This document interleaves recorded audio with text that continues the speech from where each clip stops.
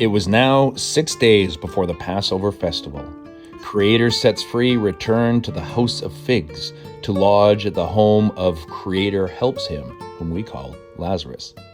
This is the one that he had brought back to life from the dead. That night, they had a meal to honor Creator Sets Free, and the head woman Martha was preparing the meal, and her brother, Creator Helps Him, Lazarus, was sitting with Wisdom Keeper and the other guests. A woman that we would call Healing Tears, the sister of Martha, took a small pottery jar. This jar held some expensive ointment, and she broke it and poured the sweet-smelling ointment on the feet of Creator Sets Free.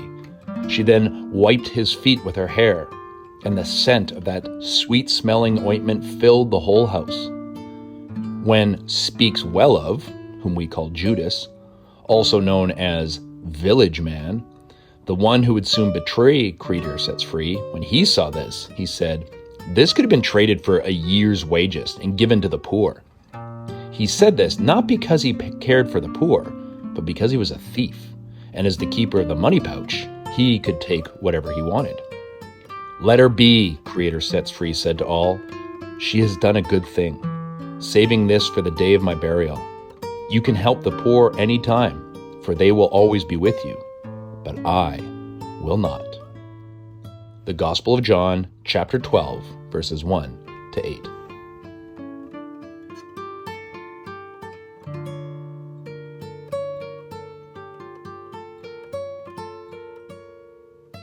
So let's take a moment now and summarize this Lenten journey we've been on for a while. If you recall, we've been focusing in on Jesus' temptations throughout Lent. We focus on the three temptations in this order: patience, power, and pain. And to tie in with those three, let's look at this gospel story found in the Gospel of John, because there's three characters in this story that I want to focus on to give us a little bit more of an understanding of what it is we've been talking about as we now summarize Lent. So patience, if you remember, is Jesus' willingness right after his baptism to head out into the wilderness and to just wait on his Father. Wait to the point of, and apparently past the point of, actually even starving to death. And that's where the first temptation comes into, of just this ability to challenge Jesus, trusting God, that I'm going to be patient, I'm going to wait until my Father gives me a word. The next is power, in which Jesus has shown all the kingdoms of the world and said, if you would rule them, give yourself over to me and to my ways. This is the accuser speaking. And Jesus rebuffs that as well. And then the final one, I think, is so crucial to all of us. Again, power, we have our desires after power, but definitely not to the level that Jesus was tempted. Patience and pain, very much a part of our daily lived experience. So again, the accuser tempts Jesus to avoid the painful path for whatever his mission is going to be, and Jesus once again rebuffs that. So now let's fast forward a few years till we're near the end of Jesus' life. He's gathering together for one of the last meals he's ever going to enjoy during his earthly ministry. We have three characters that show up. We have Lazarus, we have Mary, the sister of Lazarus and Martha, whose home we're in, and of course we have Judas. So for patience, let's look at Lazarus, because John, the writers of the book of John, go to pains to show that, go to pains, not the kind of pain I'm talking about, I digress. They go to pains to show that Lazarus is there, and this is after Jesus has raised Lazarus from the dead. And so, of course, we have this miraculous defeating of death, which is going to find its pinnacle in Jesus' own resurrection in just a little over a week from the story when this story takes place. But one of the important pieces we need to remember about Lazarus that ties us into this theme of patience is that Lazarus is not walking the earth today. Lazarus did, in fact, experience the full totality of death as we understand it, as we experience it in this day and age. So what does that have to do with patience? Well, when I'm looking at patience, what I'm ultimately looking at is the deep spiritual discipline of trusting in God, trusting in the fact that God is speaking to you and guiding you, even if we have a multiplicity of different ways to understand it within Christianity, within our own lives. Sometimes we are so sure we know what it is that God is saying to us and calling us to do. And sometimes we're right. Other times we feel like we're wrong because we're so sure this is where God's pulling us and it doesn't happen the way we think it's going to happen, even if we believe all of our motives are to be pure and understood. But again, I want to bring up this character of Lazarus because this is such a powerful miracle. And I don't know if this is your experience, but my experience is I have wished, I have prayed, I have reflected upon why as believers aren't we as capable of performing the kind of miracles that Jesus did? Would that not help us? Again, this is why patience is such an absolutely vital element of our Christian journey. Because patience, maybe above all other things, reminds us how little we know.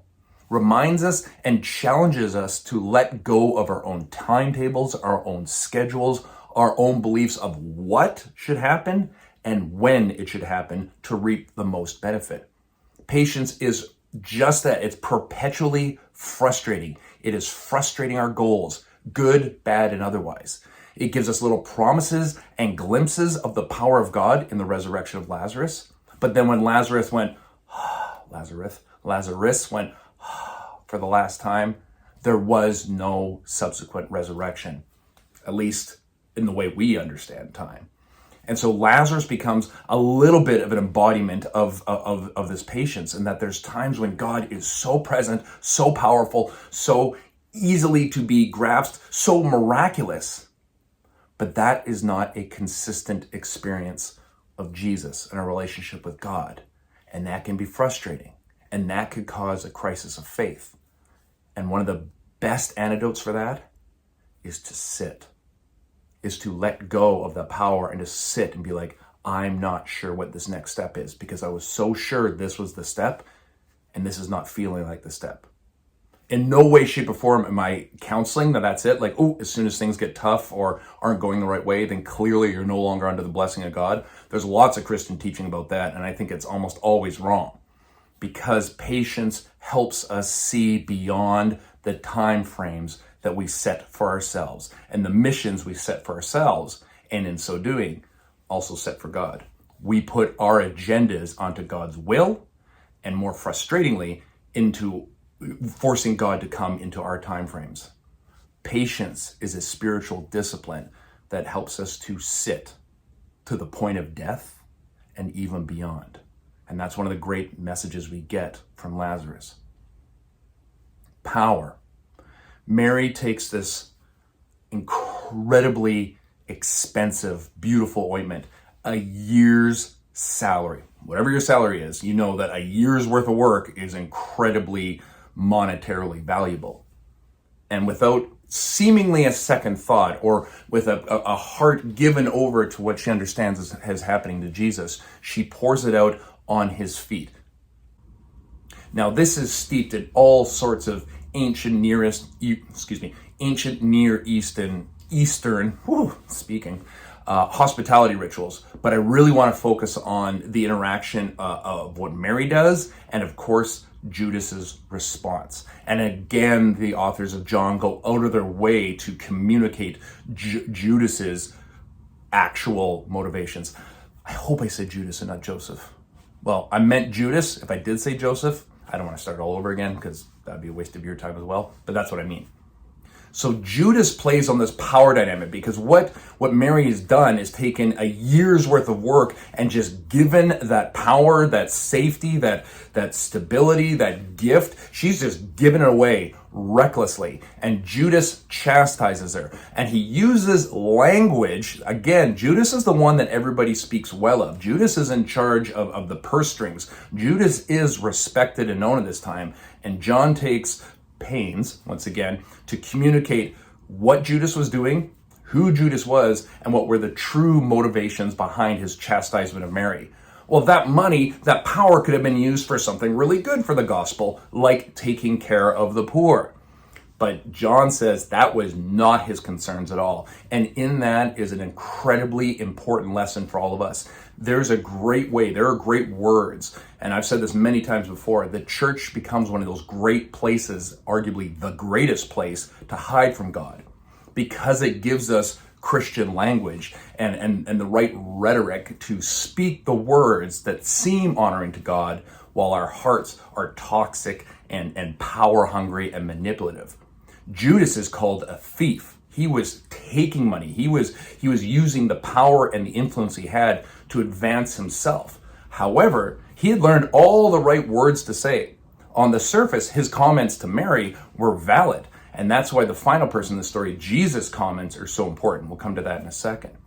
But again, these power dynamics, this desire for influence, and I'm just going to say it, control, comes from really good words, from really good places, I would argue. We can look back to and lament a time when the Christian message was a more dominant message. But I, again, as always, want to caution you.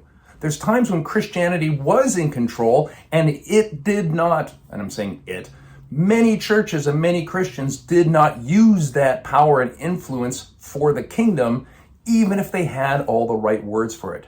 We revealed ourselves to be thieves and to be communicators of gospel ideas, but actually using the influence that people beyond the church gave to us, and we used it in corrupt ways. And that is something that is a bit of a gift for 21st century Canadian Christianity, is we can honestly say, yeah, you know what? When we had the power, when we somewhat had the kingdoms at our feet, we did not act in ways in accordance with the true spirit of the gospel and the one we profess to follow.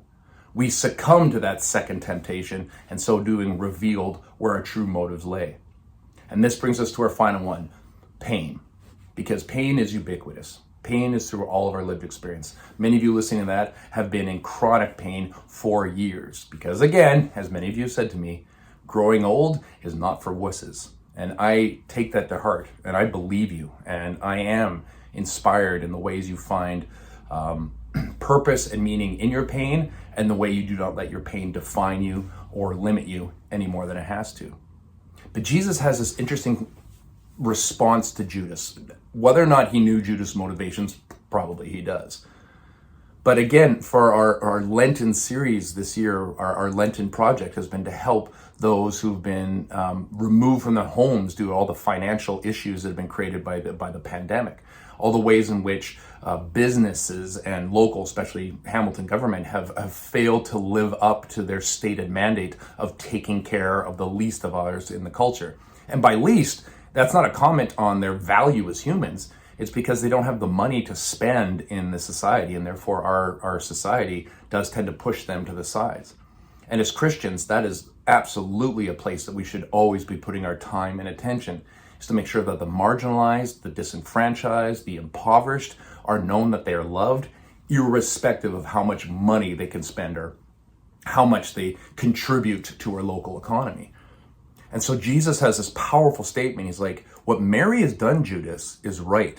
She understands what this mission, this Messiah is. She understands what my very near future is going to hold.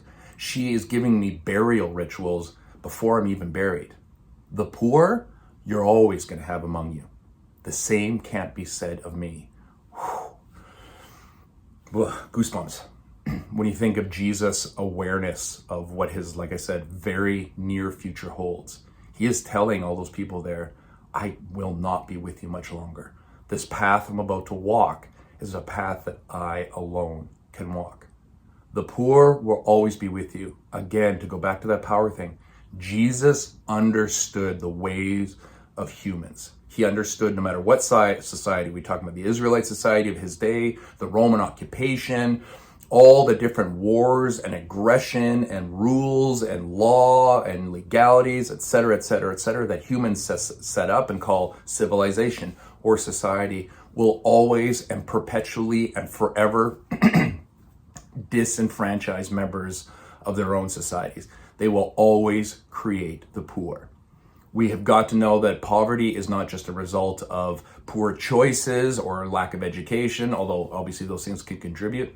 But there is elements in our societies that do force people onto the lower ends of society, that make them poor, that prevent them from ever getting into a better place. And what a wonderful opportunity for the church to step into those gaps, to speak at power and say, this is against your own stated will and desire and reason for being, is that you're here to protect us all, and you are clearly pushing people to the side for the sake of, at the end of the day, money, power, influence. Judas. So this Lent, we are reminded of the power and the beauty and the gospel elements of situations and ideas that our world would see as antithetical and foolish. That we must be patient, to trust who God is, and to trust that God knows who we are and is leading us. To eschew the definitions and the doctrines of power that disenfranchise so many, so they're not fall into the temptation of the velvet gauntlet, flowery words that pack a punch, nice sentiments that actually continue to disenfranchise and victimize people. And to accept pain as part of the Christian experience, not as an indication of God's condemnation, not an indication of God's abandonment. I mean, Jesus himself experiences the my God, why have you forsaken me moment that we're going to come to not too soon, not too far from now in the church calendar.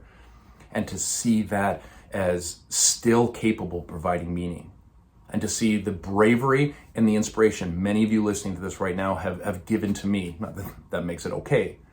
In that, again, your pain and your frustration and your fears have not defined you. They're there. They are working on you. They give you some bad days. They make it hard to think clearly.